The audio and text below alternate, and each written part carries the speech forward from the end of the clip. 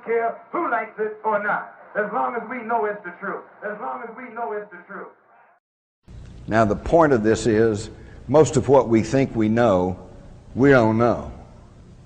And it's wrong. And I just want you to keep that in mind. And this is not a conspiracy theorist. This is not Jim Mars's quote. This is Woodrow Wilson, a very powerful insider, an insider who was put into office by men connected to secret societies. He knew what was going on, and what did he write? Some of the biggest men in the United States are afraid of somebody. They're afraid of something.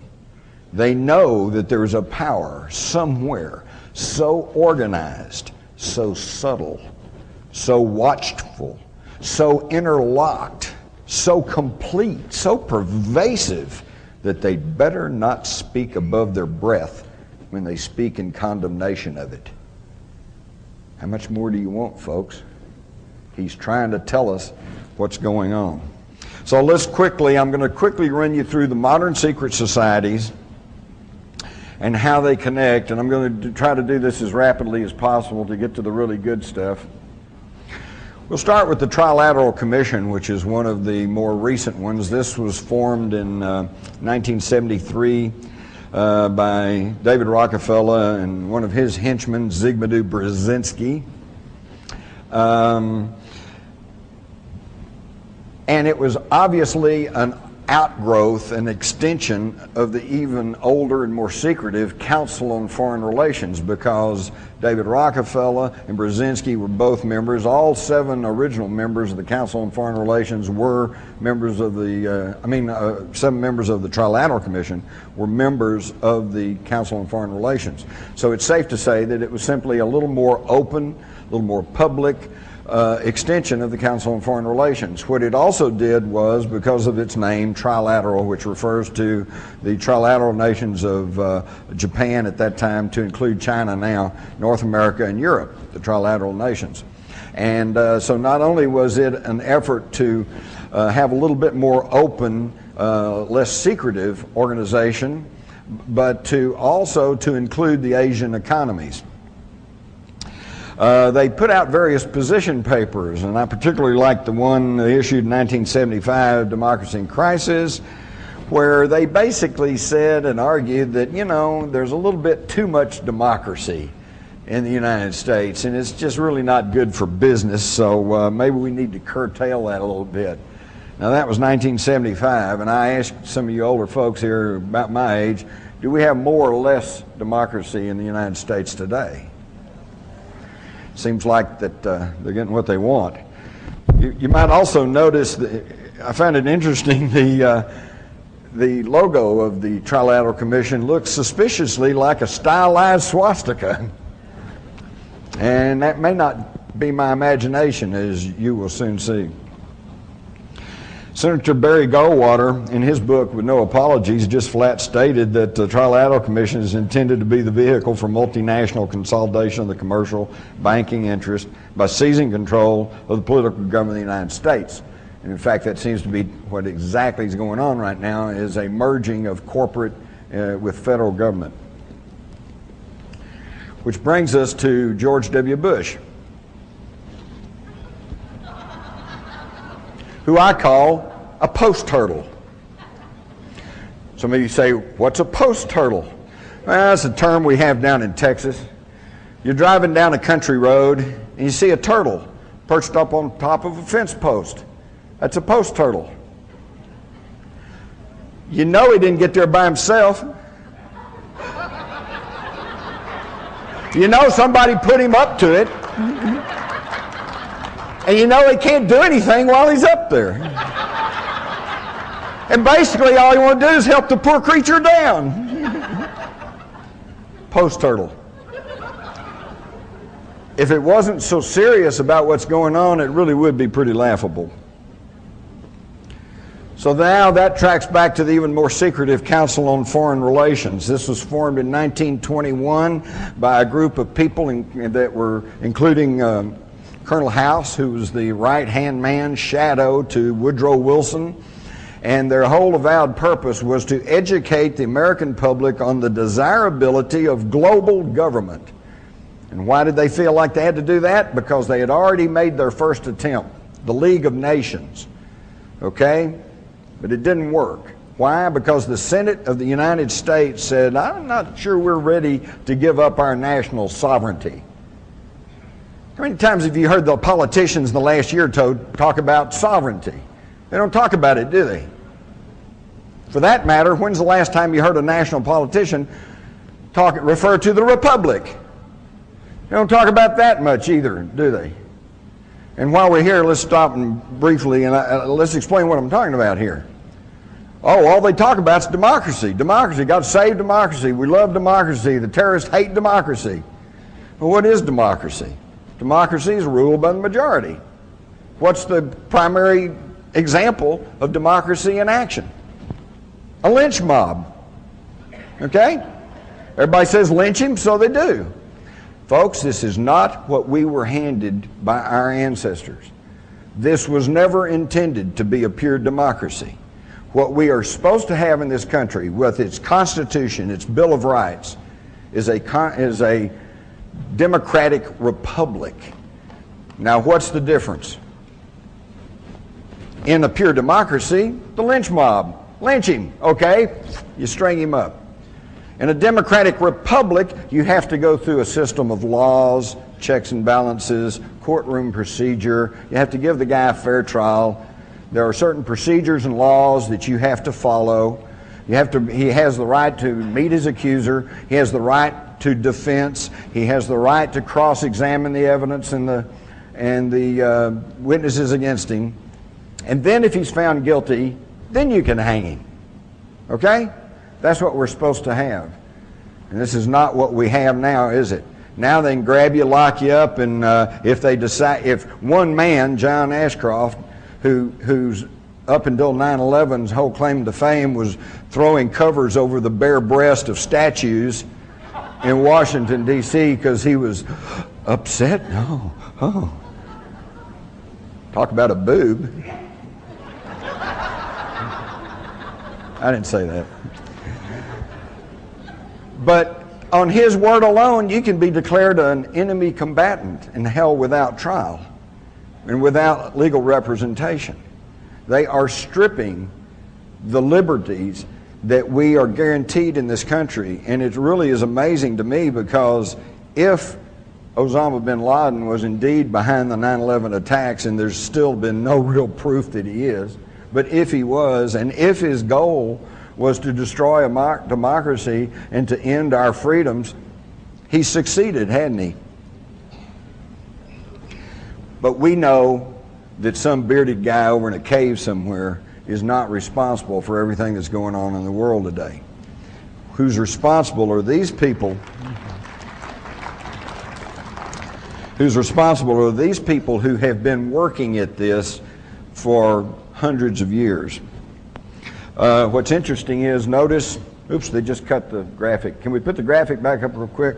If you'll notice, over here is the CFR logo with the rider on the horse and the Roman,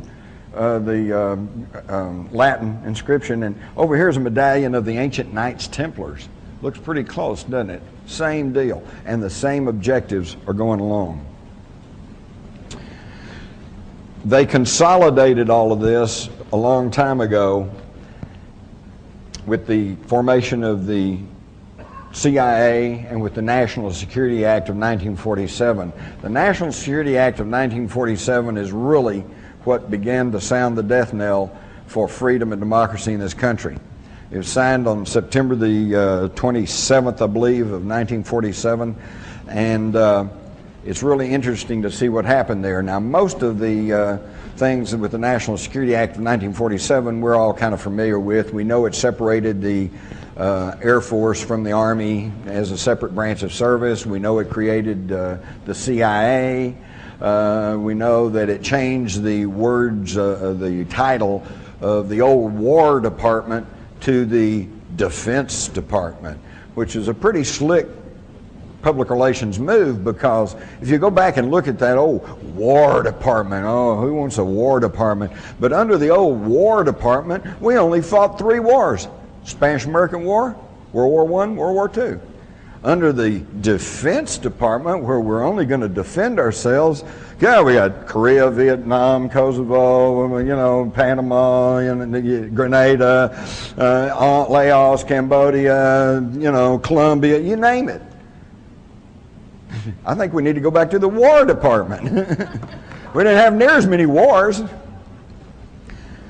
But within these secret societies now, and everybody that's a member of the Council on Foreign Relations, or everybody that's a member of the Trilateral Commission, they are not all sinister conspirators who are trying to take over the world, okay?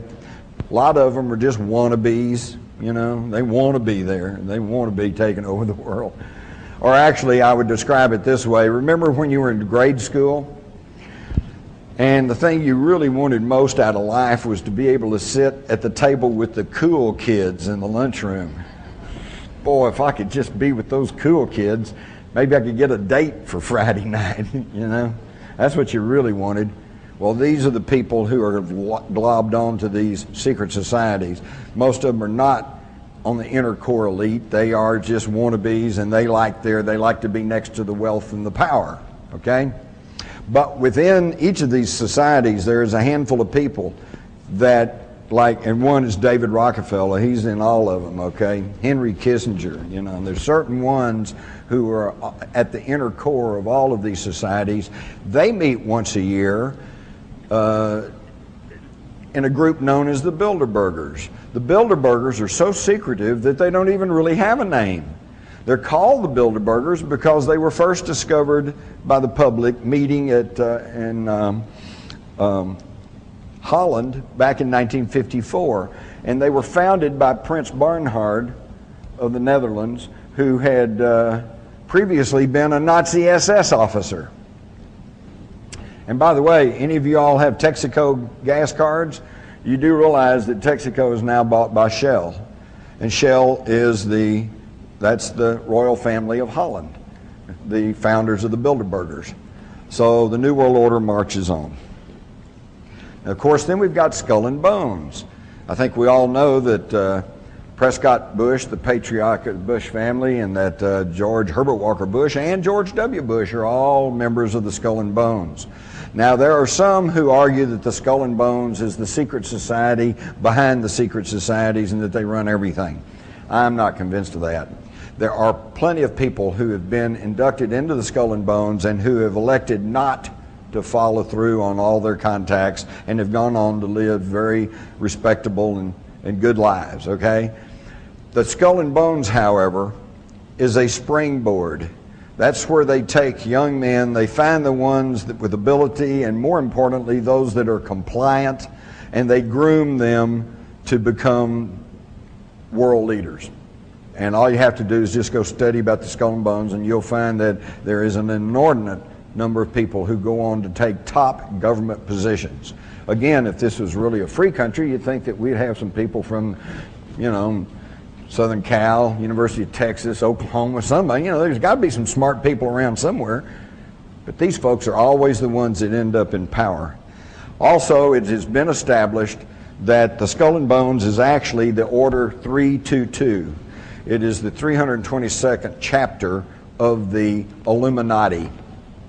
This was published in the New York Times. Now we get to the question of how come you don't know all this, and that gets back to the control over the media. First, you have to understand the media cannot control these people, these secret societies cannot control all the editors and all the reporters across the country. No, they control the media through the distribution of the information. Just in the past several months, there have been some massive anti-war demonstrations taking place in California, in Denver, in Washington. And most of you have heard little or nothing about them. And when you did hear about them, 30,000 people gathering. Try 500,000. There have been massive demonstrations in England and in Germany, and you very rarely hear about that. This is because they control not the editors and publishers, but the distribution of the information. And how do they do that? I've listed two here, Time Warner and Disney. There's another couple that I could mention. Viacom is another one. Vivendi is another one. Clear Channel is now buying up all of the radio stations in this country. Clear Channel bought up Premier Radio not long back, and now two of its leading voices, Whitley Strieber and Art Bell, are no longer with us. Okay? And who owns Clear Channel? Well, it's connected to the Carlyle Group. That's Henry Kissinger and the Bush family. Okay? So they are clamping down on the access to information.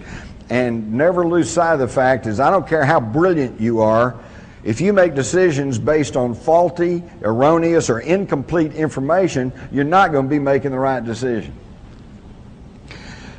At the top is a note that was written to James Tucker, who used to write for the old Spotlight, now writes for the American Free Press, and he has tracked the Bilderbergers for years. And this lady that was an ombudsman with the Washington Post sends him a note and says, well, if observations of the Bilderberg, the Trilateral Commission, Council on Foreign Relations, Aspen Institute, etc. hold true, there's much that is ponderous, but little that is newsworthy. How's that for a condescending, unthinking response? Let me put it this way. What do you think the news media's reaction would be if all of the owners of the National Football League franchises were to meet in a big hotel secretly with armed guards all around it, won't let the media in, won't let anybody in? They meet there for about a week, and then they all come out and say, sorry, I can't tell you what we talked about. Whew. Would they blow their lid or what? They'd be yelling price fixing, collusion, restraint of trade, you know, blah, they'd raise hell. But you get the leaders of commerce and banking and industry, and they meet once a year, and they hide themselves off in some big, well-guarded resort, and they come out and say, we're not going to tell you what we talked about. It makes a mockery of freedom of the press. It makes a mockery of freedom, period. We have got to start understanding who's really calling the shots, because until we understand what's really going on, how can we make any decisions or do anything about what's happening in our own country? I had to throw in this cartoon. It says, well, the CBS Viacom deal, look at what you get. Movies, MTV, radio, videos, Nickelodeon, news media, theme parks, billboards, Showtime, just about every kind of entertainment and advertising you could want. The guy says, well, what about the news? And the guy says, this is the news. This is the news. Think about it, folks. Not long back, I'm sitting at home, and I don't watch TV that much, but I happen to have it on. They said that we're going to interrupt for a news break. I'm going, okay, good. I'll get to the headline news, kind of get caught up. There were 4 stories that they put out over this 2-minute news break or whatever it is, and all 4 of them were sports stories. So-and-so won the Masters, you know, so-and-so won some football game, some baseball game. Don't get me wrong. I love sports, but sports are sports. They are not news. You can get all excited about the big game, but then next week it's over with, and who cares? And what does it really matter? It doesn't. And that's what's masquerading, though, as news. Now, these folks, it's already been said right here at this conference that these folks are really the big, brightest and the best, and they are more intelligent than we are. And it's only right and proper that they run everything, because they only have our best interest at heart. Well, let's look back over just the past 100 years. They've given us 2 world wars, 2 depressions, one acknowledged and the one currently not. And doesn't sound like they're operating in our best interest. Not at all. They give us the Persian Gulf War. That was Daddy Bush's war. Drew his line in the sand. Just happened to be north of the Harkin Energy holdings of his son George W., who just by sheer coincidence, I'm sure, sold off the bulk of those holdings right before the invasion of Kuwait and made himself almost a cool $1 million by selling short on that. You think Daddy might have whispered in his ear? Oh, no, wouldn't do that, would they? Of course they would. And then the whole thing ends, just as everything's closing in. Got too much to cover here. I could give you the whole story. When the American ambassador goes to Saddam Hussein, April Glaspie, and she testified to this in front of Congress but didn't go anywhere, he says, we're going to go back to our original boundaries, which means he's going to take back Kuwait, which was illegally taken and carved out of Iraq in the first place by the British years ago, so they could get their hands on some of those southern Iraqi oil reserves. And he asked the American ambassador, you know, what do y'all think about that? And her almost exact answer was, well, I've been instructed to inform you that we consider that an Arab problem, and we don't really have any thoughts on that. What does that sound like? Sounds like do what you want to do. And then the minute he sends his troops into Kuwait, oh, he's the new Hitler. All right, and the Saudis put up a $12 billion war chest hidden in a secret account in London for George Bush to use to prosecute the Persian Gulf War. It's a deal, folks. It's just a deal. They're all just deals. This whole thing right now. I'll tell you what I suspect. We all know this thing about Iraq is about oil. But why do we need the oil? We got plenty of oil in the United States, and we're not getting that much out of the Middle East anyway. And besides that, we now have our troops in Afghanistan, which means we now control the Caspian Sea oil reserves. Something that's been a big bone of contention for the last 100 years, ever since the Nobel brothers went over there and started production in the Caspian Sea area. When Hitler sent his Sixth Army charging through the Ukraine, they weren't going to capture Stalingrad. They were trying to get to those Caspian Sea oil reserves, but they got stopped at Stalingrad. It's been a big bone of contention. Everybody wants to get a hold of Caspian Sea oil. Well, now we have it. And Britain now wants their share. They want the Iraqi oil. And it's really funny because we see Tony Blair standing up, and he's pushing for war with Iraq just about as hard as George Bush. And we think, oh, our wonderful British allies, boy, they're with us through thick and thin. I think once you study these secret societies and where they came from and who's really behind all this, it's the other way around. BP wants the oil, but they can't move British troops into Iraq because, quite correctly, that would be perceived as aggression. But the United States has already fought a war with Iraq, so we can go in and take it for them. Y'all just hide and watch. If we have a war and we have a regime change and we gain control over Iraq, you hide and watch if British Petroleum doesn't get a big chunk of that. It's all about oil. We all know that. And the problem is we're all so fat and sassy. Well, yeah, but I got to have gas for my car, man. I got to drive down to the 7-Eleven and get a pack of cigarettes, you know. I mean, yeah, it's only a block away, but who wants to walk a block, you know? We are just really we just have no idea of the misery in most of the world because we all have it so well. I mean, you know.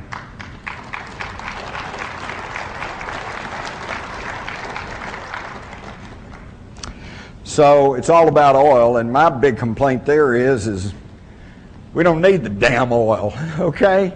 We don't need to be on a petroleum energy basis anyway. There's so much other things we could be doing. Do you realize that with just some tweaking of the intake jets in your carburetor, you could be running your car on hydrogen? And hydrogen does not cause any pollution. And hydrogen is the most plentiful substance on the planet. Think about it. This is a water planet. H2O, 2 parts hydrogen, 1 part oxygen. We could be burning hydrogen. We don't even need the damn oil. But no, we're going to go over there and kill a whole bunch of people and probably our own troops. And look what's happening with the Gulf veterans right now. They're all coming down with all kinds of sicknesses, probably because of the contaminated vaccines they got. Also, the depleted uranium shells that were lying everywhere, giving them a radiation dose that destroys their immunization system, not to mention the oily smoke and petrochemicals hanging in the air. And do you think that a new war with Iraq is going to be any better? Never mind the massive casualties that Iraq's going to suffer. Wait till our guys come back in another 20 years and they'll be raising hell about their health problems. And what's the government going to do about it? I'll tell you right now, not a damn thing. Let me tell you something. When I was in the Army, this just really gets my blood to boiling when I think about this. When I was in the Army back during Vietnam, we'd get C rations, and in the C rations, along with the powdered milk and this, that, and the other thing, was a little packet of cigarettes. You get 5 little cigarettes. We always thought that was cool, free cigarettes. And those who didn't smoke would swap them around to those who did, and it was almost a medium of exchange. And that practice goes way on back even through World War II.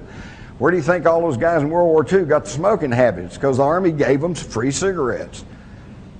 And now under the Clinton administration, when some of these guys who put their life on the line to fight for freedom and democracy in World War II, and they start coming down with emphysema and lung cancer, and they go to the VA under the Clinton administration, they ruled that that was a self-inflicted disease and that they would not treat the veterans.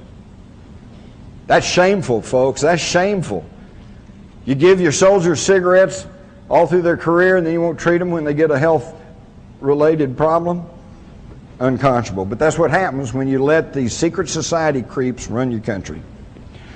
Going back past the Gulf War, and now we get back to Vietnam, and Lyndon Johnson and his wise men. Okay, he surrounded himself with about 12, 14 guys, and they were every one of them Council on Foreign Relations. In fact, Vietnam, the thing I never could quite figure out is why were we fighting 9,000 miles away from the shores of the United States? Well, let me tell you why.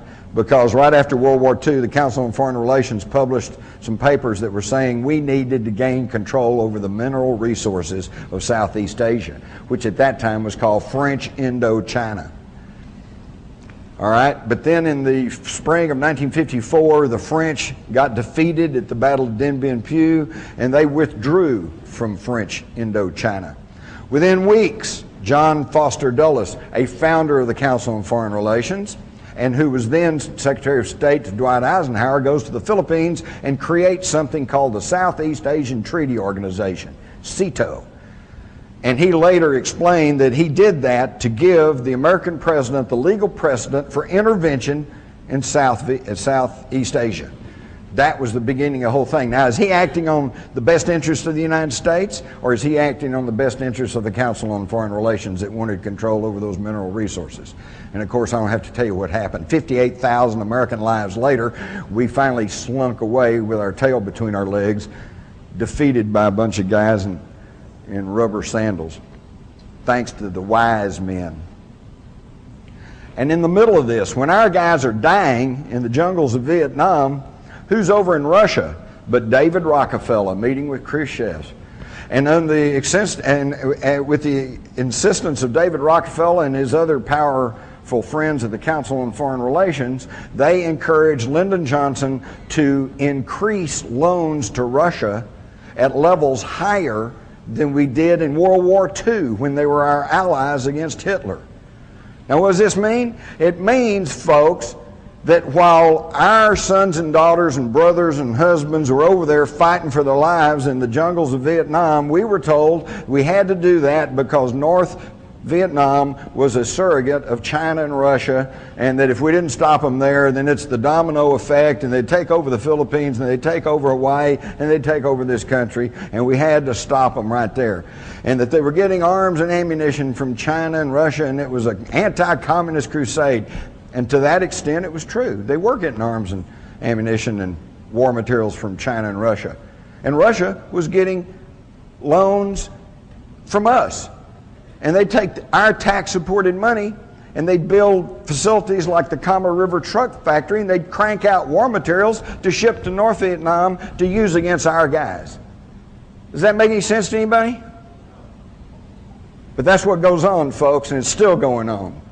And unless we start waking up, it's going to continue. If you stop and think about it, gunfire is pretty well decided every national election from 1964 to 1988. 64, Lyndon Johnson wins on the sympathy because of the JFK assassination. 68, Nixon wins after the reaction to the Martin Luther King and Robert Kennedy shootings. Then in 1972, George Wallace looks like he's going to pull votes from Nixon, and he's shot.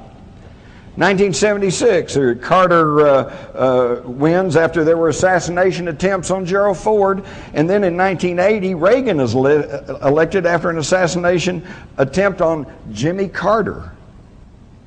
Jimmy Carter? You don't remember the assassination attempt on Jimmy Carter?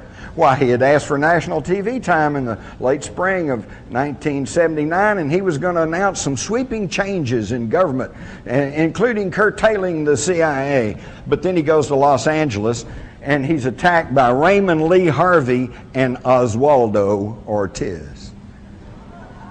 So Lee Harvey and Oswaldo were going to kill him in Los Angeles. There it is. You saw it in the Newsweek article, but you don't remember that, do you? Because it didn't get distributed in the news media. And right after that, he canceled his national TV talk, went to the seclusion at Camp David, called in everybody up to and including Billy Graham, and said, "I've lost control of the government." And he was out, and Reagan was in. And 2 months after Reagan was elected, he's shot. And if that bullet had been that much closer, it had hit his heart, and we would have had George Bush 8 years earlier. People don't think about that, do they? Oh, well, I guess that's a conspiracy theory. Speaking of, you're going to love this one, the Reagan shooting. All network tapes, you could clearly hear the sound of 7 shots. Bam, bam, bam, bam, bam, bam, bam. Hinckley had a 6-shot revolver. How do you get 7 shots out of a 6-shot revolver? And where did it come from? Up there circled in red, the bullet that struck Reagan was at a downward trajectory. Go back and check the media. They accurately reported that. And Hinckley, though, is standing level with him over here in the crowd, back over here beyond that policeman. Up here is a sliding glass door with a human figure crouched behind that door. Was this the person who actually shot Reagan? We don't know, because there's never any investigations, because all that's just conspiracy theory. But of course Reagan was shot, and for months the person who was really in charge was George Herbert Walker Bush. You're going back to Korea, you find out that Russian generals were running the Korean War on both sides. Does that make any sense? And yet the bulk of the Allied troops was our guys. United States military supported by our tax dollars. We're really being taken, folks. Go all the way back to World War II. Again, I noticed it was mentioned here at this conference that, well, everything would have been okay except Hitler was the bad guy, and he kind of screwed everything up.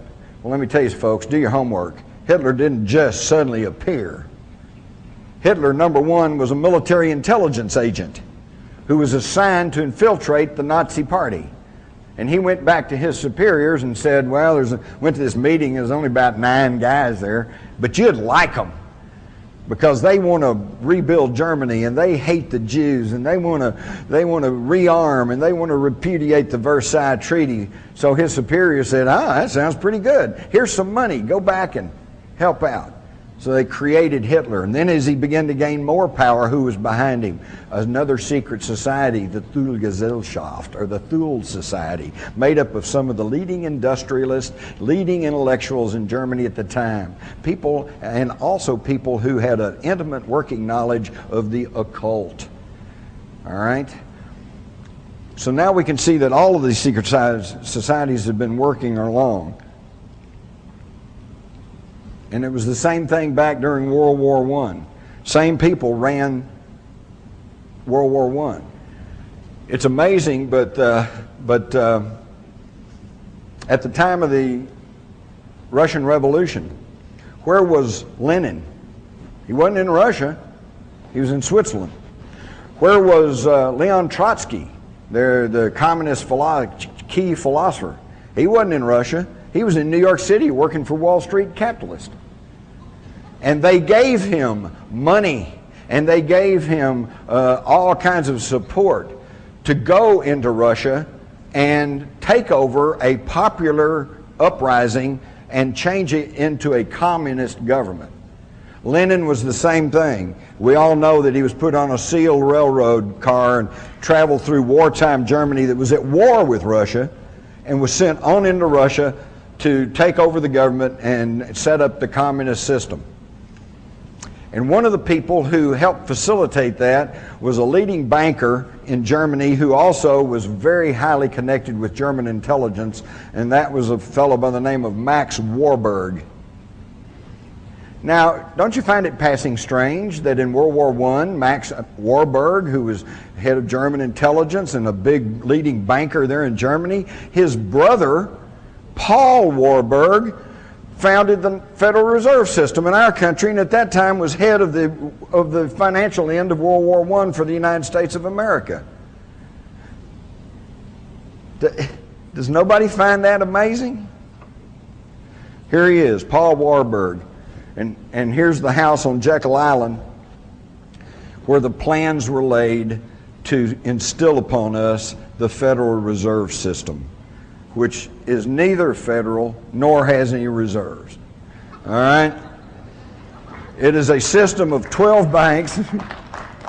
It's a system of 12 banks that are in turn owned by other private banks. And in fact, most of the studies that have been done show that the majority of ownership in the banks that control the Federal Reserve are held by people who are not even Americans.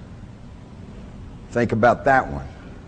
I could get into money and the whole thing, but let's keep going. Here's the original Federal Reserve Board, and there's old Paul. He headed up the original Federal Reserve Board. And here we see Woodrow Wilson and Colonel House and his wife.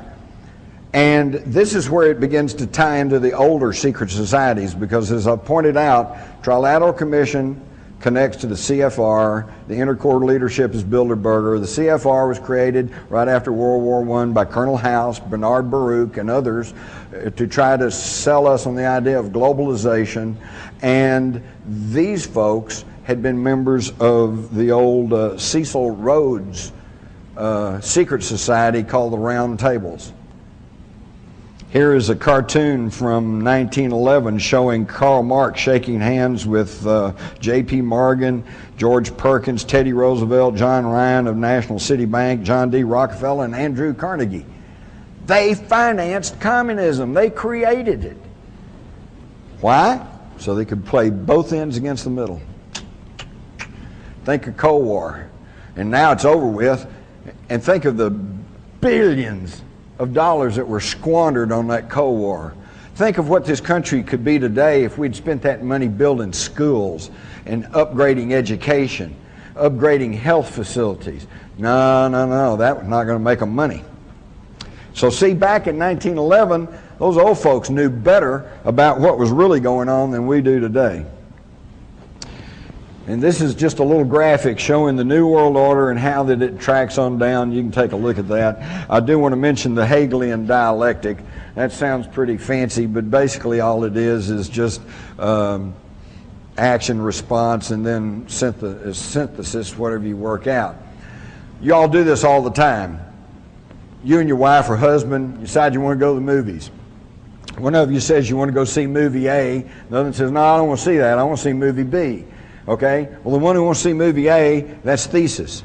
That's his thesis or her thesis. One says, I want to see movie B, that's antithesis or antithesis, the antithesis. Okay? Now, then you work it out. If you're like me and my wife, what we usually do is end up going seeing movie C, which is second choice for both of us, but it's one we can agree on. That is synthesis. And that's how it works. And all Hegel did was simply kind of work out this formula for human interaction. But where the secret society folks took a leg up on it is they figured out you don't have to wait for a problem and then offered a solution, and then how it works out is what you get. You create a problem. You create a problem, then you offer the solution, and then whatever's worked out, you got it. When the Murrah Federal Building was bombed, they had anti-terrorist legislation pending in Congress, and some of it was pretty draconian. It was going to just shred the Constitution, and most people were going, wait a minute, I don't know. They weren't going for it, and it was hung up. It wasn't going anywhere. Boom, federal building in Oklahoma blows up. I'm not going to go into that, but most of you know there's a whole lot more there than Timothy McVeigh and his little fertilizer bomb, okay? But boom, it goes up. All right, now you got a problem. And what's the solution? Got to pass all this anti-terrorism legislation. But then that's a problem. So what's the solution? Well, you work on it, you water it down, and it still got passed. Not to the extent they originally wanted, but it got passed. And it's the same thing that we knew the communists did for years. 2 steps forward, 1 step back. 2 steps forward, 1 step back. This stuff they've rammed through over the past year, Homeland Security, Patriot Act. You hide and watch as the years drove on, unless they pump us up again with some other terrorist act, which they're liable to if we start balking at everything. But courts will begin to throw some of that stuff out, and the thing will start coming back into balance. Already there are 60 cities in the United States that have passed ordinances that are ordering their local police and law enforcement people not to enforce Homeland Security and Patriot Act provisions because they're unconstitutional.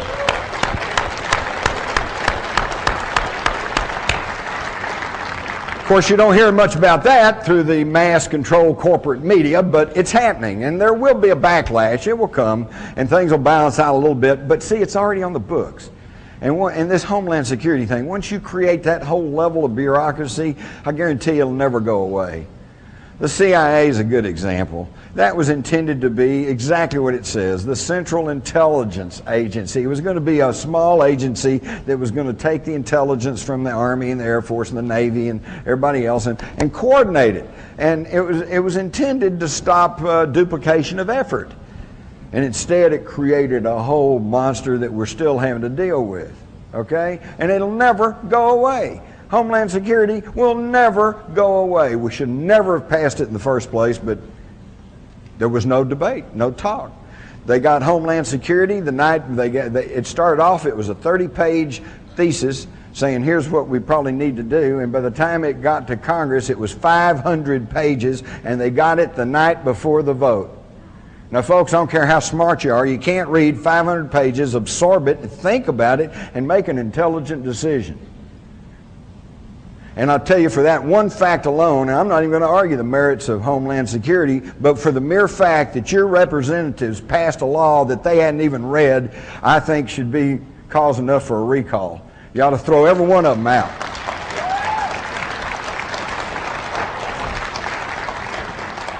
Because what's the first thing a lawyer will tell you? Never sign anything until you've read it. And these guys passed the Patriot Act and the Homeland Security, and they didn't even read it. They had no idea what they were passing. Does any of y'all remember back about 1997 or 1998, there was a little furor that got going over something called a banking program called Know Your Customer. Anybody remember that? Yeah. And the whole idea is that your bank was going to have to turn around and be a snitch to the federal government. If your deposits somehow were a little bit different than the normal, or if you withdrew an inordinate amount of money or whatever, they were going to report you, be required to report you. And they were going to keep massive personal information files, okay? Your wife, your family, et cetera, et cetera. But that kind of got public, and everybody went, wait a minute, we're not going to put up with that. And sure enough, they kind of backed off, and we all felt real good, right, that they didn't get that through. It's in Homeland Security. It's in there. It's happening. And you never got to vote on it, did you? You can go all the way back to the war between the states, or where I come from, we call it the War of Northern Aggression. But it was a deal. It was all a deal. Auguste Belmont, a registered agent of the Rothschild banking family in Europe, came to this country and quickly became the leading seller of bonds for the federal government. He's the one that got the money to prosecute the war between the states. At the same time, he was quietly buying up all the southern bonds. It was a deal. Even Chancellor Bismarck of Germany is on the record as saying that the war in the 1860s in the United States was contrived by the Rothschilds to split the country in half so that they could regain North America for the bankers in France and Britain. And if you'll stop and think about it, where was the bulk of the British Army? It was in Canada. Where was the French army? Anybody? Mexico, under Maximilian. So they were going to let the North and South bleed each other dry, and then they were going to move in. There's only one man who seemed to understand what was going on, and that was the head Yankee, Abraham Lincoln. I'll have to give him some grudging credit. I think he understood what was happening. And that's why he became the first American president to print his own money, known as greenbacks. Do you know there's only been one other president in the history of this country that tried to print interest-free money? John F. Kennedy. June 1963, he ordered the issuance of $6 billion in currency, not through the Federal Reserve System, but through the United States Treasury. I have a $5 note. It says Series 1963. It's got red ink on it. It says United States note. It doesn't say Federal Reserve note. And I don't think it's a coincidence that both of those presidents were shot in the head.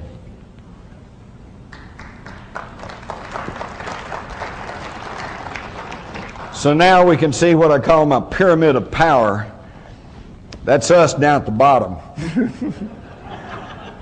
The poor, long-suffering public. Over us is the low-level political structure. There's your local city council, school board, and stuff. Most of whom are good people trying to do a difficult job. A few snakes in there, but you know, as we learned in the Army, there's always 2% that won't go along with the program. And your mass media. And this thing maybe that disturbs me most about the mass media, having worked in it, it's not that they're bad, it's not that they're liberal, it's not that they're conservative, it's that they're dumb and they're lazy, okay? They don't want to work, so they will not go out and really pursue a story or look past the superficial explanation. They just take the government handout and they run with it. And this really bothers me because, you know, I think about it in our own personal life. If you have a good friend and you find that friend is lying to you, then that upsets you. But that's a friend, so you try to forgive them and you try to rationalize and think, well, maybe they just didn't understand. Then you catch them lying to you again. Well, now it's going, boy, I don't know. Third or fourth time they lie to you, they're no longer your friend, are they? You used to just say, I don't want to have anything to do with that person. He's a liar. Well, the government has got caught lie after lie after lie after lie, and still they come out and say something and the news media just runs with it as if that's the gospel. And then it takes 6 months, 6 years, 40 years for us to find out that it was all a big lie. Then you come on up to your military intelligence agencies and your high-level political structure. Then you come on up to the multinational corporations and the hub of the New World Order, the United Nations, and its now military arm, NATO. Okay, and then you come on up through the Council on Foreign Relations, and you notice they're not even at the top of the pyramid, because you get up higher and it even gets higher, and then you get up to John Coleman calls the Committee of 300, others call the Illuminati, and then you got a big question mark, because who's telling those people what to do?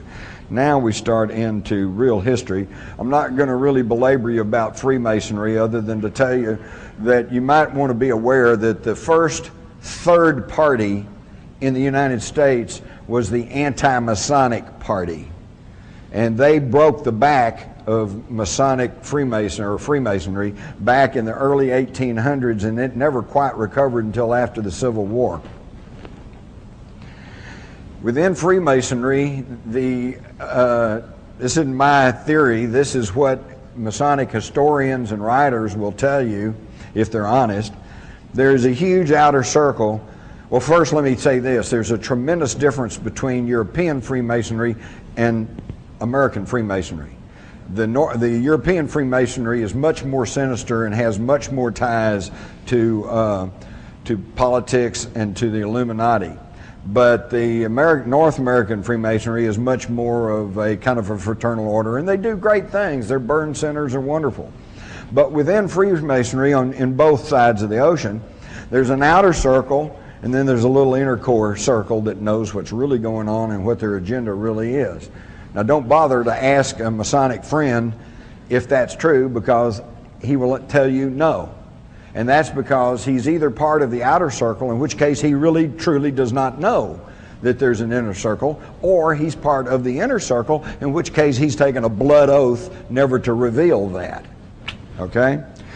But Freemasonry is where a lot of these thoughts, ideals, and knowledge has been passed along, because the men who made up Cecil Rhodes's roundtables, which were the progenitors of the Council on Foreign Relations, Trilateral, etc., were Illuminized Freemasons. They were Freemasons who had been instilled with the knowledge and with the agendas of the Illuminati. And what was that? Where did they think they got all this from? Well, here's Manly Wade Hall, a philosopher, a much studied occultist, and a very high-ranking Mason. And he says, in the Roanoke Pass, the gods walked with men, and they chose from among the sons of God the wisest and the truest. And these they labored with, preparing them to carry on the work of the gods after the spiritual hierarchies themselves had withdrawn into the invisible worlds. With these specially ordained and illumined sons, they left the keys of their great wisdom. These illumined ones founded what we now know as the ancient mysteries. George Washington, big Masonic. So they're passing along the ancient mysteries through Freemasonry. By the way, if you think that the Illuminati is just something you can laugh at and just some kind of boogaboo, here's a letter in 1782 from George Washington where he said, "It was not my intention to doubt that the doctrines of the Illuminati had not spread to the United States. On the contrary, no one is more fully satisfied of that fact than I am." These guys knew more about what was going on than we do today with all our modern technology and all our electronic communications. I could spend a whole program talking about Washington, D.C. and the layout of the streets and how it was all built by Masons, and that how the floor plan, street plan of Washington parallels Virgo, which has always been associated with the Egyptian goddess Isis. Okay? So these people, and by the way, if you're not aware of this, some of you are, some of you aren't. Every time there's a space launch, okay, it's always at a certain time and in a certain manner to conform with astrological numbers. Okay? Somebody somewhere still has a great concern about the stars and what's happening. All right, there in Washington, D.C., there are 23 major zodiacs in that city, more than any other city in the world. One other thing you're going to love, I don't think it's not on this map.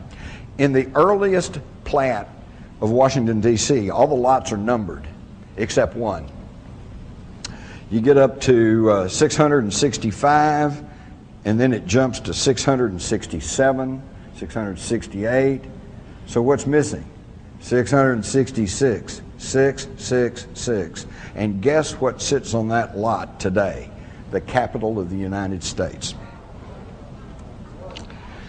Now, it's accepted by historians that the French Revolution was fomented by the Illuminati. And here's a picture of Adam Weishaupt, who founded the Bavarian Illuminati, and he was only carrying on traditions and knowledge that came from even much older things. And I think it would be worth quickly to look at the 10 steps offered by Karl Marx in his Communist Manifesto. And if you'll compare this to Illuminati writings, you'll find that their goals have always been the same. And as I read these, I want you to think about where we are in this country today in relation to this topic. Abolition of private property. Not there yet, but they're working on it. Now we got wet zones and United Nations zones and whatever. A progressive or graduated income tax. Well, we got that. Abolition of all inheritance. They're working on that. Confiscation of property of dissidents and immigrants. Homeland Security's got that taken care of. Creation of a monopolistic central bank. Well, that was done back in 1913. Centralize all communication and transport. Well, see, when Karl Marx offered this, he was thinking in terms of state control. Today, it's corporate control. And instead of the state running the corporations, today, I think in this country, it's the other way around. Control of all factories and farm production. Again, corporate control. Central ownership of capital with deployable workforce. That's us. Oops, got to move from Silicon Valley. No more jobs. Got to go somewhere else. Blur the distinction between rural, country, and cities. Boy, that's being done. I moved to the country 22 years ago. It was a wonderful little place. Now I go down there, there's McDonald's, Sonic, Krispy Kreme donut shop. You know, might as well be in Fort Worth or Dallas. Free public education for all children, which on the surface of it sounds like a wonderful idea, and I'm all for it. I think every single kid, no matter where he comes from, no matter what color he is, no matter what, should have a shot at learning the 3 R's, reading, writing, and arithmetic. But folks, that's it. After that, if he has aptitude, he should be able to go on. If he doesn't, he should go to trade schools. This thing, education has turned into a huge monster. And look what's going on in education today. And look what, you stop and check what they're being taught. And today, they're not even being taught. What's important is they have to feel good about themselves. That's why they're trying to do away with grading systems. That's why they're trying to do away with the SATs and all like that. Well, we don't want somebody feeling left behind because they can't pass those tests. We want them to feel good about themselves. Well, all I can say is how good about themselves they're going to feel when they're 50 years old and all they can do is sit on the street corner and sell pencils. You know, you got to have that education. And they're not getting it. The dumbing down of America is not just a catchword. It is actually happening. So all of these things that were advanced by the Illuminati long before even Karl Marx are all agendas that are still being pushed along on us. And where did they came from? They came from the Knights Templars, who built these wonderful cathedrals such as Chartres that has stained glass in it that is so luminous that modern science cannot explain how they do that. Here's some of the stained glass from Chartres, and you can also see the similarities between the Chartres at the bottom and the Al-Qaeda Mosque in Jerusalem's Temple Mount. They brought back knowledge from the Middle East. Again, look at the striking similarities between these Egyptian artifacts and artifacts in Jerusalem. You've got a black Madonna that you still find in southern France compared to Isis. Over here you've got the winged person from Egypt and another one that was found in a 9th century BC Jewish palace. It's all the same information, folks. It's all the same. We've been taught that here's all these different empires and civilizations. It's all a continuation. This is a great one. At the top, of course, you can see the famous Egyptian winged disc that Sitchin and others says probably represents the planet Nibiru. And in the bottom is a crop circle. Probably a hoaxed one, but it shows that somebody's still thinking in terms of the winged disc. Now this brings us to the mystery of Rennes-le-Château, and for those of you that have read Holy Blood, Holy Grail, the Messianic Legacy and all like that, they go into this in great detail, but they never really quite just tell you what it really is, other than the fact that there apparently is some fabulous treasure buried over in the caverns and cave systems that honeycomb the foothills of the Pyrenees there in southern France. And I was there 2 years ago, and it is an amazing place. It really is, and the stories are all there. Poussin, the artist, apparently was onto some of these secrets, because in this painting up here circled in red, he seems to be giving us a fleeting glimpse of what? The Ark of the Covenant. So there's all of this knowledge that's being passed along. Here is again the Masonic and zodiacal street plans of Washington compared to the same. You see the same geometric designs being used to build Rennes-le-Château. Again, we see the same knowledge being passed down. Here's what you probably don't realize. Rennes-le-Château is on the far left corner over here, and if you connect these holy sites, you have a geometric pentagram that encompasses a 40-mile circumference area.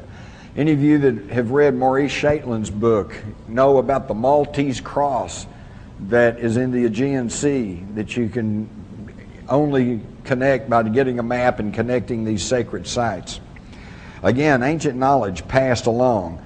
Some of it lost, some of it gets distorted, but it's all coming down through the secret societies. And where did it all start?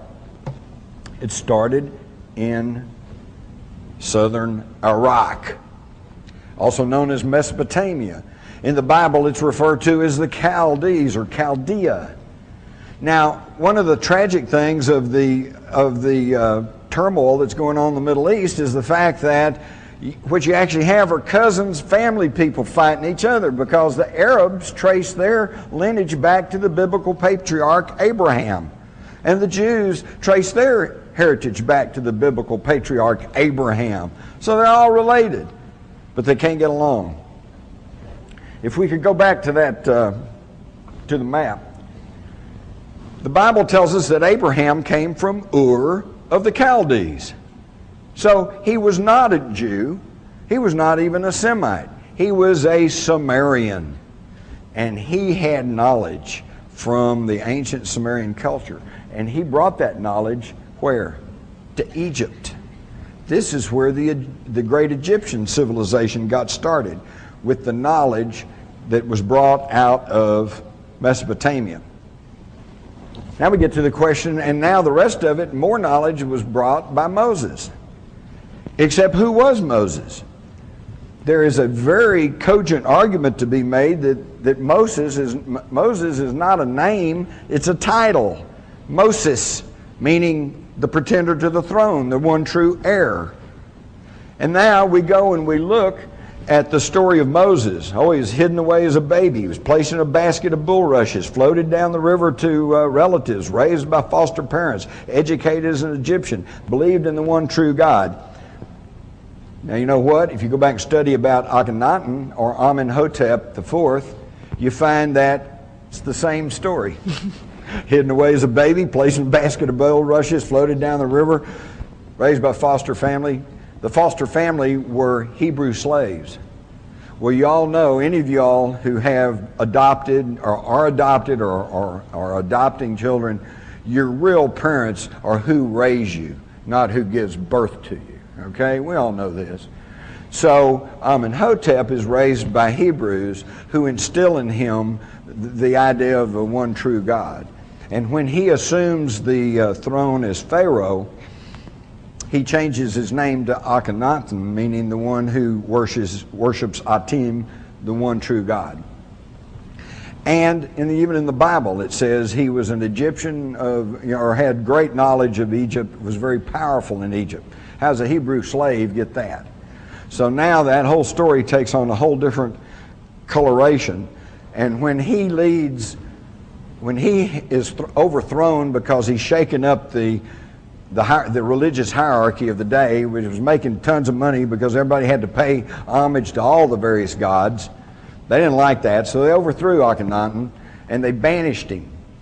And when he left, he took his family with him, the Israelites or the Hebrews.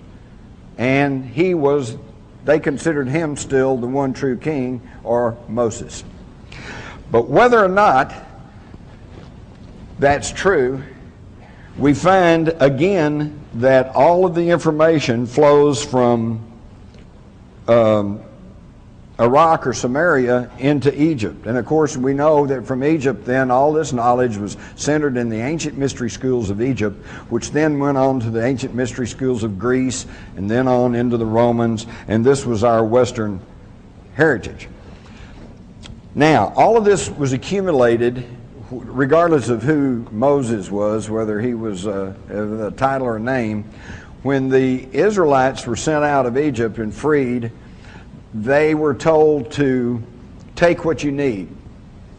Well, some of them, I'm sure that meant take some clothing, take some food, but some of them meant take everything that wasn't nailed down. And they took gold, silver, they took scrolls, they took all kinds of things on their travels in the wilderness. And we know that during their travels in the wilderness, they attacked and conquered a variety of people and city-states. And as was the habit in that time, oops, are we out of time? Oh, thank God, I saw something here. Okay, good, we're on track. I got to wrap this up though, because I know you're going to have some questions. So I'll make it quick. So they got this vast treasure hoard, gold, silver, but they've also got knowledge passed down from Samaria. And I'm sure they got tired of lugging all this through the desert. So at one point, Solomon built a huge temple. And part of it, of course, was to worship. Part of it was to house the Ark of the Covenant, their communication device for God, and to house and warehouse all of this fabulous treasure. So what happened to it? Interestingly enough, when the Romans took Palestine, they didn't just move in and conquer it. They worked a deal. They said, look, if you'll let us, you can keep your king and you can keep your lifestyle if you'll just pay homage to Rome. And they said, okay. And King Herod was installed, built his palace over the old, at the same place as the old Solomon Temple there on the Temple Mount in Jerusalem, which is now, of course, a Muslim mosque, the Dome of the Rock. But then the Jews began to chafe under the Roman leadership, and in 66 AD there was a revolt. I'm sure it didn't just start overnight and it didn't end overnight. The Romans then sent troops in and they conquered the whole thing. Well, when they came in, they sacked Jerusalem and they sacked the temple. King Herod's palace at that time, formerly the Temple of Solomon. But they didn't get everything, because the Jews knew what were happening, and they took everything they could and they buried it under the temple in a series of cave systems and stuff, and they carefully hid it away from the Romans. But the Romans nevertheless got a good portion of it, maybe even half or something, but they got a good portion. And what did they do with it? Well, they took it as booty back to Rome. 400 years later, Alaric the Goth sacks Rome. And again, as the way it happens, they took everything out of there. They took what the treasure, half the treasure of Solomon, and they took it back to their home stomping grounds, which was where? The Languedoc region of southern France. And they hid it in the cave systems down there. And this was both the wealth, treasure, and particularly the information and knowledge that was passed along to a group of people that became known as the Cathars. And the Cathars then were a thorn in the side of the Roman church because they had straight information. They had information that went contrary to what the Roman church was trying to put out, and that's why they never went along with their program. This, of course, gave rise to the Albigensian Crusade, where the Pope sent a papal army through the Languedoc region and murdered everybody that was suspected of being a Cathar. That's where the expression got started, by the way, when they besieged the town of Béziers. They sent a message back to the Pope and said, how are we going to know the Cathars from everybody else? And the Pope is supposedly told him, he said, well, kill them all and let God sort them out. And we've heard that same quote. I heard that during Vietnam. You know, how do we tell the VC from the Vietnamese? Kill them all, let God sort them out. So this, but they didn't, obviously they didn't kill all the Cathars. Some of the wealthy families there in southern France were Cathars. And they knew, because they had access to this knowledge, that the rest of the treasure of Solomon is buried over beneath Herod's palace in Jerusalem.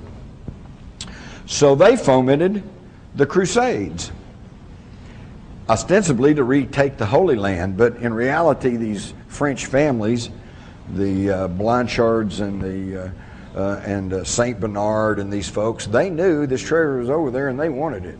And so sure enough, in 1099 they conquered Jerusalem, and who shows up but 9 knights from southern France, all connected to these Cathari families.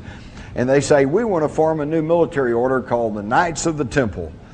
And so King Baldwin says, okay. And so he allows them to form the Knights Templar.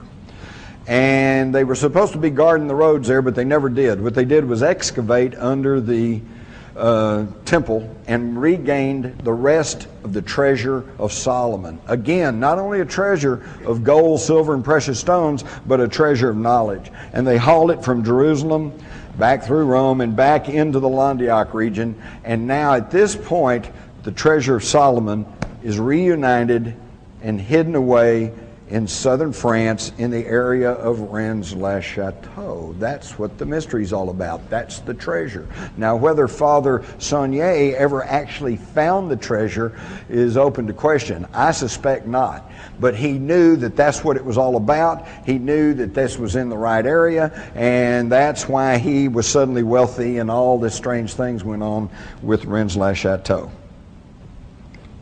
And this was just a picture of the knights that they showing their Maltese cross. And of course, then the Pope goes after the Knights Templars because he knows that they have dangerous information plus wealth. What happened to the reunited wealth near Rennes-le-Château? In March of 1944, Otto Skorzeny, the guy in the cap with the binoculars, leads a battalion of SS troops to southern France, working off of the notes and publications of a German named Otto Rahn, who had been to Rennes-le-Château several times in the 20s and 30s and had working closely with Heinrich Himmler and his SS group that was heavily involved in the occult. They felt like they knew where the treasure was, and on March the 16th, 1944, they send the Germans into they couldn't do it before then because southern France was part of Vichy France and technically was supposed to be free France, and they didn't want to cause any more trouble. But in September of 43, Rome fell and Mussolini was deposed, and at the same time that the Germans rescued Mussolini off the mountaintop, they also poured into southern France and took over the whole country. So now they're able to freely operate in France, and they sent troops down there in March of 44. He sends a one-word telegram back to Berlin on March the 16th that says, "Eureka, I found it. The greatest, most fabulous treasure in the history of the world, both of riches and of knowledge, is now in the hands of the Nazis." They took it back to Berchtesgaden, which you can see the diagram here has an underground labyrinth of hidden systems and caves and bunkers and everything else. But it probably did not remain there. It was taken out of Germany on something called Aktion Adlerflut, or Operation Eagle Flight. This was instigated in August of 1944 by the head of the German Central Bank and the head of the IG Farben Combine and Martin Bormann, who by that time was running the show. Hitler was pretty much over the edge with megalomania plus all the drugs that he was being fed. These guys took the combined wealth of Europe that they had looted plus Solomon's treasure, and they created 750 corporations all around the world. Their connecting banks were the Bank of International Settlements, the Deutsche Bank, which today is still a powerhouse in the financial world, Chase Bank, which later became Chase Manhattan, and I particularly want you to notice Union Banking Corporation. Because in 1942, one of the chief stockholders of the Union Banking Corporation was prosecuted in this country by the Justice Department under the Trading with the Enemies Act, and they accused him of being nothing but a financial front man for Hitler and the Nazis. And that man was Prescott Bush, and also his father-in-law, George Herbert Walker. So when you hear people say that these people running the country today are a bunch of neo-Nazis, I want you to stand up and say that is not so. There's nothing neo about them. They're the real old Nazis.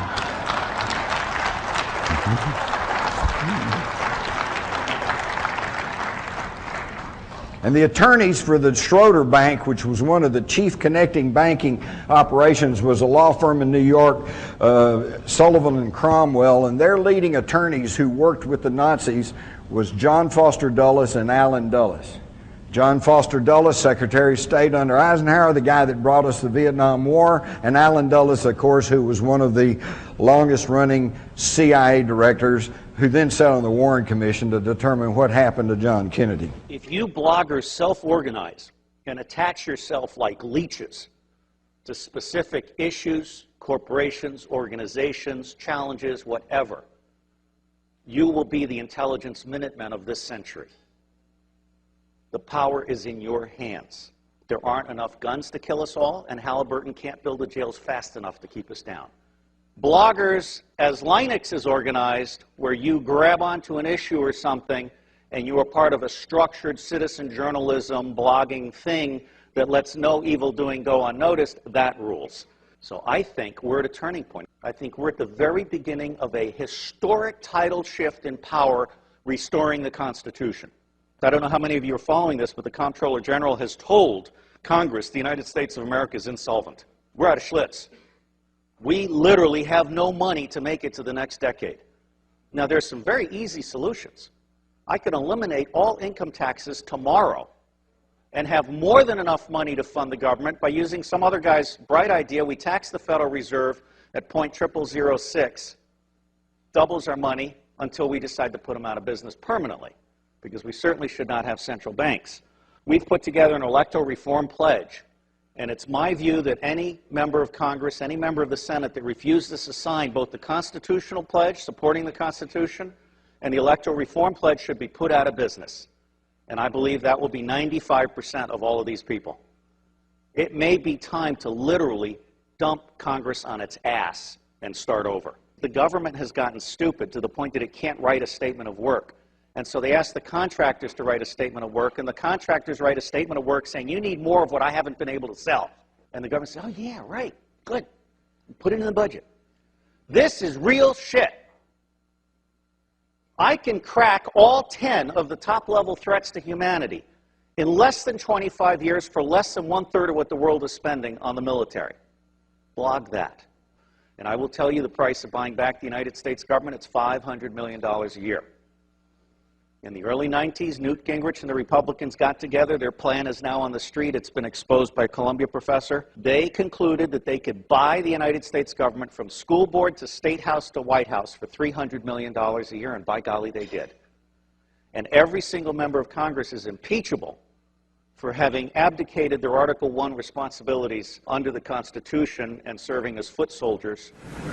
And try to wake people up and impart this knowledge to them, and find out that they just have walls built in front of them. They want to be slaves. But we're making some chinks in those walls. You too can have a free press, and that's what it's going to take to get this country back without bloodshed. And I'm going to tell you right now, unless we can be successful in creating a real free press, where the American people get different viewpoints other than those expressed in the establishment-controlled media, there's going to be a civil war in this country, and it's going to come soon. The only thing that can stop it is by waking up vast amounts of sleeping people. Sheeple is what they are. They are following the Judas goat right into the shearing pins, and from there they will go to the slaughter, and they will not know that anything is wrong until they smell the blood of the sheeple in front of them. That's why in a White House memorandum I was named as the most dangerous radio host in America, not because I'm going to go out and shoot somebody, but because I shoot documented facts which cannot be refuted. That's why. That's what's dangerous. Seek ye the truth, and the truth will make you free, and nothing else will do it. Jesus Christ has never lied to anybody. Why won't you listen to him? Don't spread a rumor. Spread the truth. Document it. Prove it. Make it irrefutable, and you too will become dangerous to those who admire us in lies and enslave us. Do you think that we'll ever see a day when there's enough people in this country that understand that simple, basic, essential concept in money that things will change? Well, I do. Do you? And some of our callers tonight demonstrated that, while others, particularly the one that wanted to know where's the money going to come from, still don't get it. Where's it going to come from? Well, it's going to come from a group of private banks that are going to essentially make a huge profit for the privilege. That is the key to our problems, folks. And until we all get that, we're not going to make any change. And that's really what I hope we do. And I read today that the IMF, the International Monetary Fund, may have to resort to printing money as a special drawing rights. SDRs, yeah. SDRs. Now, It's the same people that own the IMF. Yeah, IMF was established. Right? Same people. Yeah, same people. Yeah. And IMF and Bank of International Settlements, although sometimes they operate at odds. But the IMF was given the ability to have special drawing rights from our Treasury. So when they write a special drawing right, they write, pay to the IMF one special drawing right. That allows them to go into our gold reserves and buy gold for $42.20 an ounce. No, wait a minute. No, explain that a minute. Who are these people and what can they do? What can they do? The International Monetary Fund has a right to draw on our Treasury at the rate of $42.20 an ounce, the official price of gold. You remember? What do you mean draw on our Treasury? Well, that's what the special drawing right allows them to do.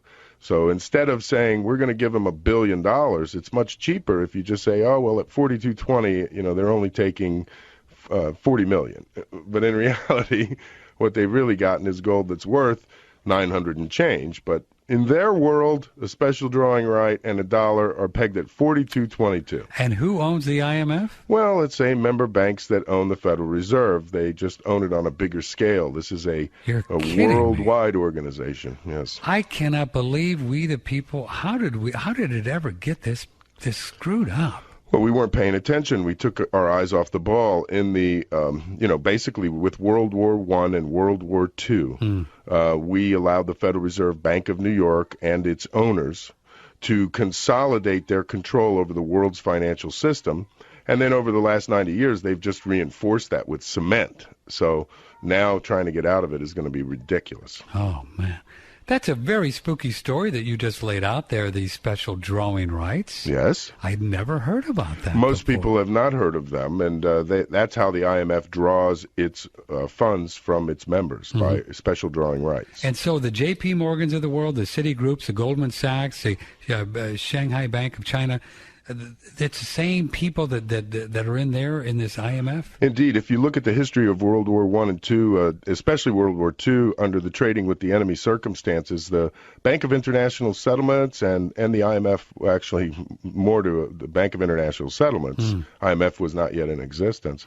The BIS actually sat around the table during World War II with representatives from the Bank of England, the Federal Reserve Bank, and the Bundesbank and the Bank of Italy. So, while on the battlefield they're killing each other by the thousands, inside the boardroom it's all business as usual. And, no crisis in the boardroom. Always about the money, isn't it? Yes, it is, yeah. Just follow the old money. All you have to do. They came on TV every day and told us, a depression is coming, a depression is coming, and people stopped spending money. We bought it. We said, okay, give the banks our money, give the private companies our money, anything to stay out of depression. And they saved Goldman Sachs, they saved GM, they saved Fannie Mae and Freddie Mac. Those companies are going to be making money hand over fist pretty soon. And the American taxpayer is going to be paying off that debt for the rest of our freaking lives, for 100 years or freaking more. And they want to say, they have the audacity to come on TV and say they saved us? This is AIG, Goldman, and you know what? The Bavarian Illuminati, the Trilateral Commission, Goldman Sachs, and the Queen of England are not all bad. Wow. Which side are you? Are we going to squeeze a couple of things Sure. in? All right, first of all, let's do this one. In my opinion, the young generation of whites, blacks, browns, whatever else there is, you're living at a time of extremism, a time of revolution, a time when there's got to be a change. People in power have misused it, and now there has to be a change, and a better world has to be built, and the only way it's going to be built is with extreme methods. And I, for one, will join in with anyone, don't care what color you are, as long as you want to change this miserable condition that exists on this earth. Thank you. Because it's all about that money. Monies. Google Marvin Bush, top security of Securicom of the World Trade Centers. Research Neil Bush. He the one that made the bill to try to sell a Porsche to Dubai. We already know who Jeb Bush. We already know who he is. His father gave Osama bin Laden, $3 billion to fight the Soviets. Then their grandfather, Prescott Bush, funded Hitler, Hitler's banker. Decent Bank, First Union Bank, New York City. Yeah, locked up for trading with the enemy and treason. Then released because they Mason, Illuminati's, all together, man. Shit is funny, yo. People really been fucked, yo, and they getting rich and they getting rich. BPO is not even from this country, yo. British Petroleum. And they telling you you can't stand on your land that your founding fathers fought, that our ancestors fought for? Huh? They'll lock us up, give you a grade, a class D federal, what? What the fuck is that? A federal charge, a class D? I never heard of that. You giving shit when the kingpins ain't even getting out. Capone and them ain't get that shit. But you ready to give it to some people that's taking pictures? Wow. That's where they getting at, people. Yeah, they really blatant now. Because the internet fucking up all their monies. Fucking up their monies. This is what we leaving our children, people. $37 trillion the cost of the bailout this year. How many people know that? That's my wedding money. Okay, if I spend no Ruble money, ain't no reason. Shit is just like, wow, yo. Wow, people losing their jobs. 150,000 Americans lost their jobs in June. We only in the third day. Independence Day is tomorrow. I'm going hard for all the Americans, the independence. Yeah, fuck that shit, man. Built this country, yo. The Rothschilds, they print out money, Federal Reserve, private, they just been raping everybody. And it didn't even matter if you was white or black during them times, but that's what they portrayed out there. So they can have us divide and conquer and stay away from that nigger and stay away from that cracker. All that ignorant shit, yo, why they stealing everything, yo. They was rich elite families, yo, and they still running shit to this day since the beginning of time, since the oil shit. We could have had free energy since 1920, Nikola Tesla. Wi-Fi, all that. J.P. Morgan and the Rockefellers and the Ford families, and they said, oh, no. When he demonstrated that with the Warcliffe Tower, and they seen that, and they said, well, where can we put the meter? J.P. Morgan words, oh, my peasants will have nothing free. Whoa, who was the peasants? I guess if he wasn't a, billion trillionaire, I guess he was talking to you. Us.